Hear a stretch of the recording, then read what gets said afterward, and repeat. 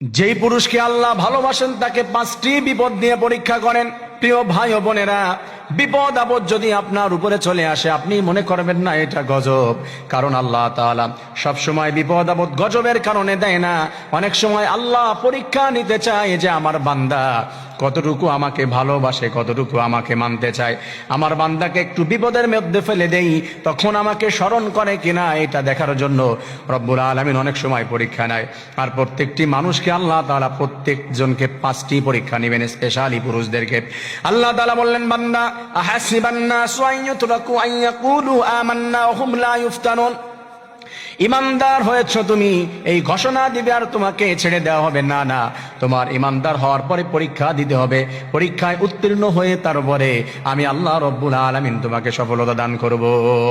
আল্লাহ তাআলা পরীক্ষা নিয়েছিল হযরতে আইয়ুব আলাইহিস সালাতু ওয়াস সালামকে, সে পরীক্ষায় পাশ করেছে।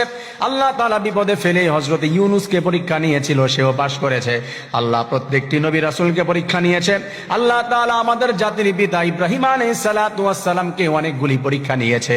ওয়াইদ বিতালা ইব্রাহিম রাব্বুহু বিকালিমাতিন ফাতাম্মাহুন্না ক্বালা ইন্নী জাইলুকা লিন-নাসি ইমামা।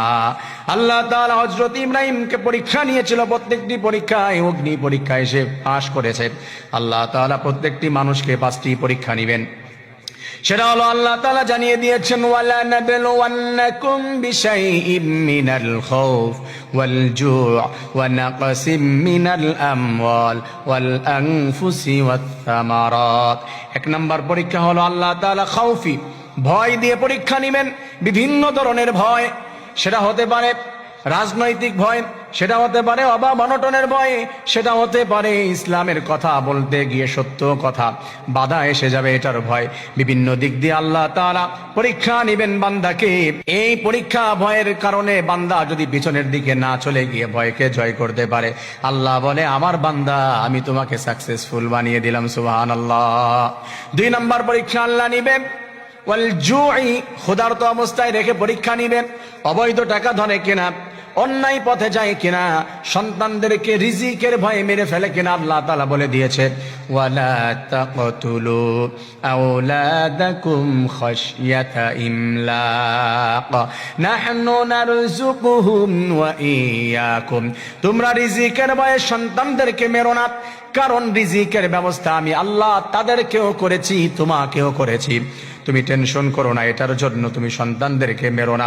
তাই রিজিকের ভিতরে অভাব দিয়ে আল্লাহ তাআলা পরীক্ষা নেয়। বান্দা আমার নবী রাসূলদের বায়োগ্রাফি তুমি ঘাটো, তাদেরকে আমি কতভাবে পরীক্ষা নিয়েছি এবং রিজিকের কষ্ট দিয়েছি। এখান থেকে শিক্ষা নিতে হবে। এই পরীক্ষা আল্লাহ তাআলা নেয়। 3 নম্বরে যে পরীক্ষা আল্লাহ তাআলা পুরুষদেরকে নেয় সেটি হচ্ছে ওয়া নাকসিম মিনাল আমওয়াল। আল্লাহ তাআলা সম্পদ কমিয়ে নেওয়ার মাধ্যমে পরীক্ষার ভিতরে ফেলে দেয়। সন্তান কমিয়ে দেয়, সম্পদ কমিয়ে দিয়ে আল্লাহ তাআলা বলে, বান্দা এখন তুমি আমার রাস্তায় তুমি সদকা করো, দান করো। এই সময় যদি বলেন যে আমাকে তো এমনিতে আল্লাহ সব নিয়েছে, ব্যবসার ভিতরে ভালো কিছু আর্ন করতে পারি নাই, আমি ওইখানে ধরা খেয়েছি, এখন দান করব না, সদকা করব না। রব্বুল আলামিন বলে, বান্দা এটা তোমার জন্য একটা পরীক্ষা, এখানে তোমার উত্তীর্ণ হতে হবে। আল্লাহ তাআলা 4 নম্বরে যে পরীক্ষা নেবেন সেইটি হলো ওয়াল আনফুস, সন্তানাদি কেড়ে নিয়ে নেবেন, এইগুলি কমিয়ে দিবেন। অনেক সময় আপনার দলের জনগণ কমিয়ে দিবে, বন্ধু বান্ধব কমে যাবে। এই ক্ষেত্রে আল্লাহ তাআলা পরীক্ষা নিবে, বান্দা তুমি এখন সত্যের পথে থাকো কিনা। সন্তান হচ্ছে পৃথিবীর মধ্যে অনেক বড় একটি সম্পদ, অনেক বড় শক্তিশালী পাওয়ার। আল্লাহ তাআলা বলেছে, বান্দারে অনেক সময় এগুলো কমিয়ে দেওয়ার কারণে মন খারাপ করে ফেলো, আর বলো আল্লাহ তুমি কেন বারবার আমার সন্তানগুলি মেরে ফেলো, আমাকে সন্তান দিতে চাও না। আল্লাহ বলে এটা তোমার জন্য পরীক্ষা।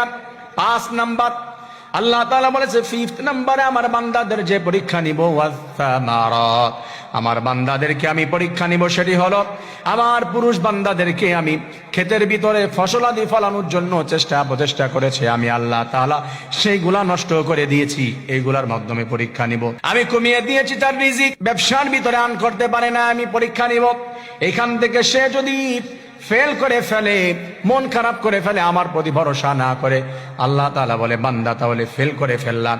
আর যদি তুমি উত্তীর্ণ হতে পারো, আল্লাহর উপরে ভরসা করতে পারো, আল্লাহ রাব্বুল আলামিন জানিয়ে দিয়েছেন ওয়া বাশশিরিস সাবিরিন, আমার বান্দা যারা ধৈর্যশীল রয়েছে তাদের জন্য সুসংবাদ, আমি আল্লাহ তাদেরকে জান্নাতুল ফিরদাউস দান করে দিব। সুসংবাদ মানে হচ্ছে জান্নাত দান করে দিবেন। প্রিয় ভাইয়েরা, তার জন্য মনে রাখবেন, আল্লাহ যাকে পছন্দ করে এই 5টি পরীক্ষা নেয়।